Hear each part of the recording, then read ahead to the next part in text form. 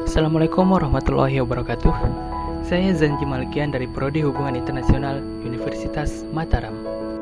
Dalam video kali ini, kita akan membahas mengenai upaya multinational corporation atau MNC dalam mengatasi perubahan iklim. Dalam studi kasus Coca-Cola mengatasi perubahan iklim. Multinational corporation atau MNC merupakan salah satu penyumbang emisi karbon akibat dari proses produksinya, hingga akhirnya menyebabkan perubahan iklim. Kemudian setelah Perang Dunia Kedua, pembahasan ilmu hubungan internasional semakin luas, salah satunya yaitu mengenai isu lingkungan yang kemudian dimetaforakan menjadi tragedy of common. Tragedy of common merupakan krisis lingkungan yang terjadi di satu wilayah akan menyebabkan masalah atau bencana di wilayah lainnya. Isu penting dari krisis lingkungan adalah perubahan iklim. Akibat atau dampak yang dapat ditimbulkan dari perubahan iklim ini dapat mengancam keberlangsungan hidup baik manusia, hewan, dan tumbuhan, bahkan dalam skala besar yaitu negara. Salah satu penyebab dari perubahan iklim ini yaitu adanya proses industrialisasi di suatu negara. Karena proses industrialisasi tersebut memproduksi gas karbon dioksida atau CO2. Adapun beberapa negara industri yaitu China, Amerika Serikat, India, Rusia, Jepang, Korea Selatan, Kanada, Indonesia, dan lainnya. Upaya menangani krisis lingkungan yang terjadi pada tingkat global, Perserikatan Bangsa-Bangsa atau PBB melaksanakan kerjasama multilateral antar negara pada tahun 1992, yakni Konferensi Tingkat Tinggi PBB di Rio de Janeiro, Brazil.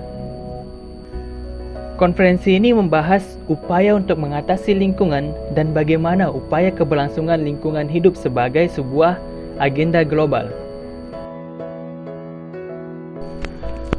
Pada tahun 1972 di Stockholm dilaksanakan Konferensi Lingkungan Hidup Dunia yang hasilnya ialah terbentuknya badan yang menangani permasalahan lingkungan hidup yaitu United Nations Environmental Program. Pada tahun 2015, pertemuan ke-21 atau Conference of Parties 21 membahas mengenai upaya untuk mengurangi emisi karbon dan gas rumah kaca yang merupakan salah satu penyebab dari perubahan iklim tersebut. Dari pertemuan tersebut menghasilkan kesepakatan yang dinamai dengan Paris Agreement yang disetujui oleh 195 negara.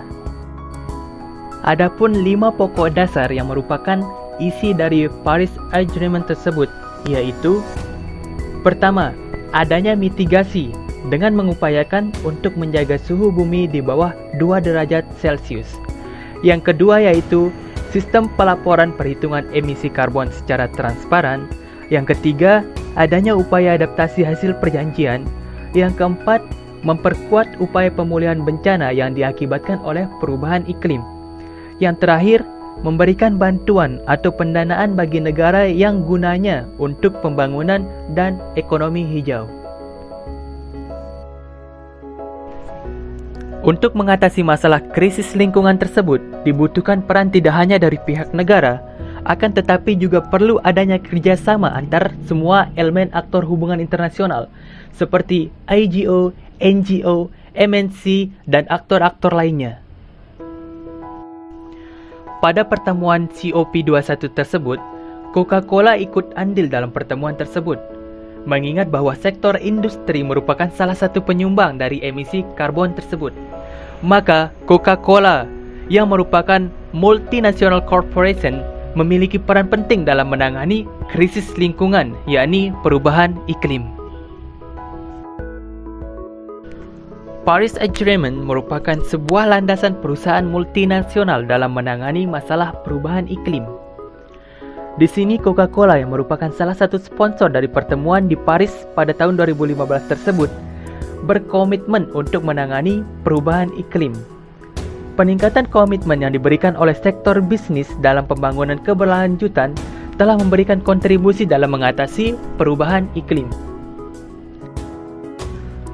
Adapun peran yang dilakukan oleh perusahaan multinational corporation yaitu Coca-Cola dalam upaya menangani perubahan iklim yaitu membuat program daur ulang dalam produk yang dikeluarkannya.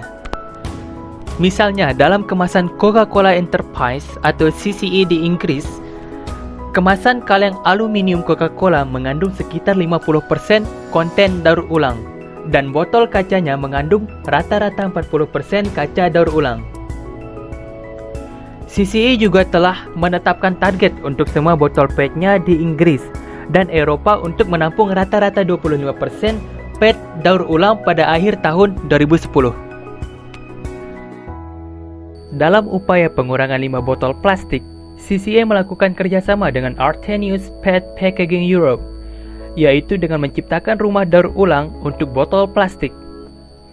CCE juga menyumbangkan 8,7 juta pound sterling di Invenio dan juga membiayai perluasan tempat pembuangan limbah plastik di Santa Maria La Blanche. Penciptaan Invenio melengkapi tindakan yang sudah dilaksanakan untuk mendukung lingkungan di CCE, yang tujuannya dari hal tersebut adalah mengurangi jejak karbon hingga sepertiga pada tahun 2020. Upaya lain yang dilakukan oleh Coca-Cola ialah dengan melakukan manajemen air. Air yang merupakan sumber utama dari proses produksinya merupakan kerentanan saat perubahan iklim terjadi. Maka dari itu, ia mengelola air yang ada dengan bekerja sama dengan World Wildlife Fund. Melalui kemitraannya dengan WWF, Coca-Cola membantu melestarikan 7 cekungan sungai di seluruh dunia yang sedang tertekan, termasuk deltas Sungai Yangtze dan Mekong, serta sungai-sungai di bagian tenggara Amerika Serikat. Coca-Cola yang konsen terhadap krisis air yang terjadi akibat dari produksinya melakukan konservasi air di Indonesia dengan membangun embung. Coca-Cola dengan 2 waduk yang dibangun untuk menampung air hujan yang berlokasi di wilayah Jawa Tengah, yakni Kabupaten Karanganyar dan Wonogiri. Secara global, The Coca-Cola Company memiliki visi global pada tahun 2020 terkait dengan water neutrality, di mana perusahaan akan mengembalikan air kembali ke alam dan masyarakat sama dengan jumlah air yang terpakai pada produk dan proses produksinya. Indonesia menjadi negara pertama di dunia yang melampaui visi water neutrality ini, di mana sejak tahun 2015 Indonesia telah mencapai angka 164% dalam hal water replenishment.